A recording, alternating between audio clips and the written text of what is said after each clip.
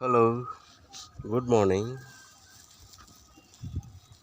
Welcome to our Art of Life class.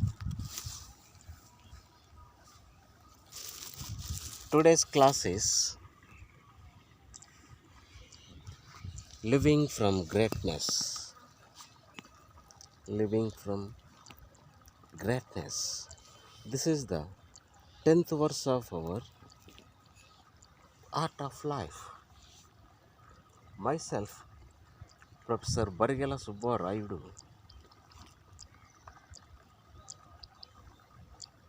This is my end product of a long journey of research, contemplation, and application of the an outstandingness of wisdom that's been translated more than in so many languages, with the exception of some other testaments.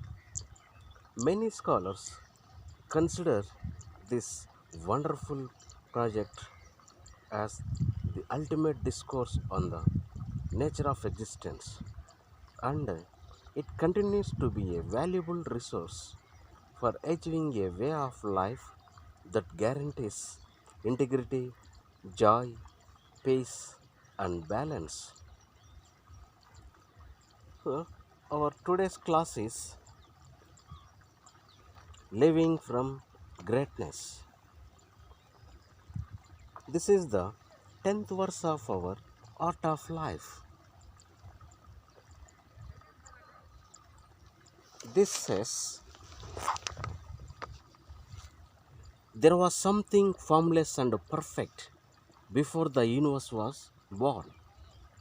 It is serene, empty, solitary, unchanging, infinite, eternally present. It is the mother of the universe. For lack of a better name, I call it an ecstatic state.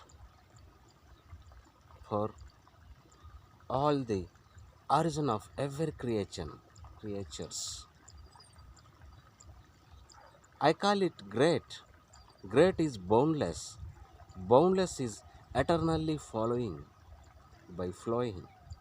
Ever flowing, it is constantly returning. Therefore, the way is great, heaven is great, earth is great, people are great. Thus, we know humanity, understand earth. To know earth, understand heaven. To know heaven, understand the way. To know the way, understand the great within yourself. Yeah, really excellent words about living from greatness chapter. If we go very deeply in this chapter, many scholars who have written about the ecstatic state over the centuries consider this 10th verse of to be one of the most significant lessons in the entire manuscript. In my research, all the translations of this passage actually include the word great to describe it. This verse tells the story that even before the beginning, there existed something formless and perfect. It goes on to say that this formless perfection is the mother of the universe. Even though it's nameless, it's called the an outstandingness of ecstatic state, and it's synonymous with what is great. That is, there's nothing within the ecstatic state that is the opposite of great. There's nothing that's puny, insignificant, weak, unimportant, or even average.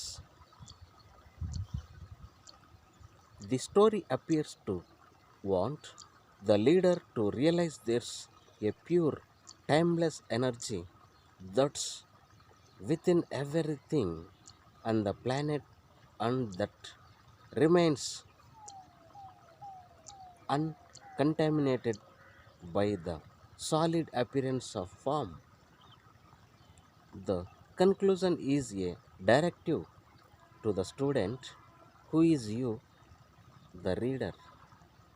To know this formless perfection, you must understand the great within yourself.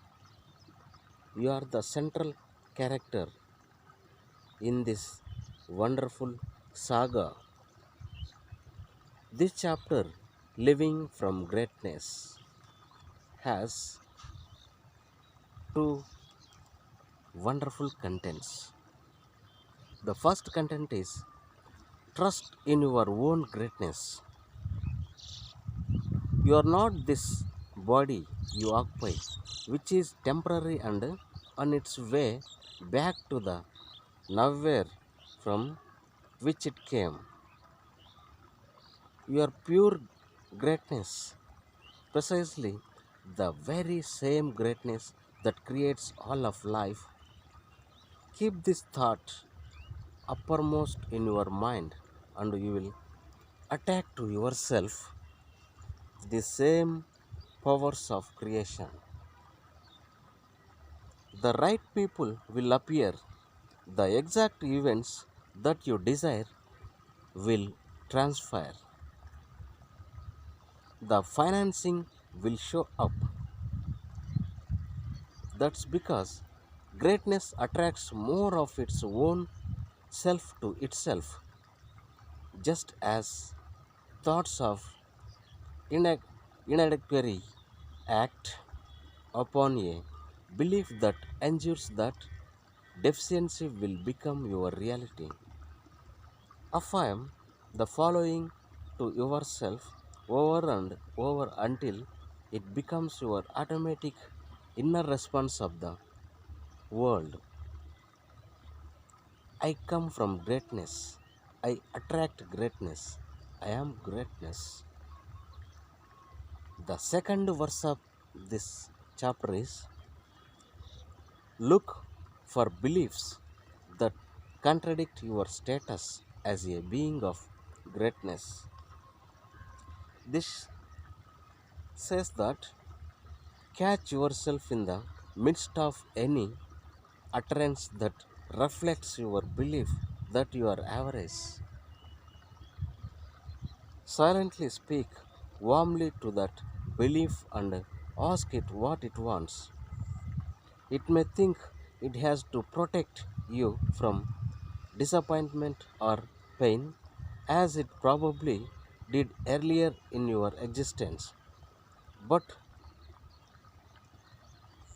with continued accepting attention, the feeling will always eventually admit that it wants to feel great.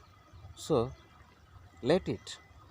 You are good enough to withstand the passing disappointments and pain that afflict life on this planet. But trying to protect yourself by believing that you don't embody greatness is overkill. Look for these misbeliefs and give them the chance to transform to what they really want. Whatever you desire to become or to attract to yourself, make the internal shift from it probably won't happen for me to it is on its way. Then, being the process of looking for even minute evidence that what you desire is indeed on its way. It's crucial to keep this ancient axiom in mind. I get what I think about, whether I want it or not. So think about how fortunate you are to have greatness located within yourself. Now you can live the ultimate paradox. You can be the greatness and be nobody simultaneously. Okay.